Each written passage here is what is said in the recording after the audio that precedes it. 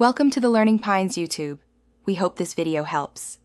You'll start by confirming Chrome is installed and up to date, because Windows only lists installed apps as options.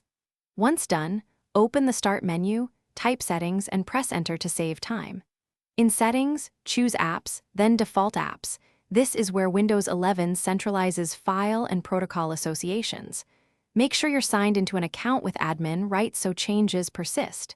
Now that you're in Default Apps, proceed to the app-specific default controls for Chrome to change the browser-level associations.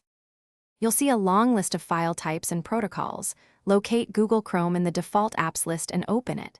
Next, change each relevant association. HTML and HTML, then protocols HTTP and HTTPS, and optionally, PDF if you prefer Chrome's viewer.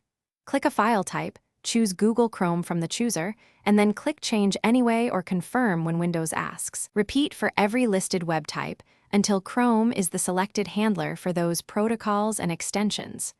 Once complete, to finish, test by clicking a web link in an email or opening an HTML file. Links should open in Chrome.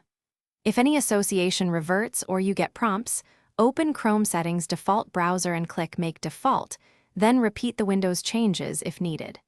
If Windows still won't stick, restart Windows Explorer or reboot the PC to clear cached settings. One key troubleshooting tip: run settings as administrator or create a new admin user to rule out profile corruption if defaults cannot be saved. Thanks for watching. Consider subscribing if we helped you.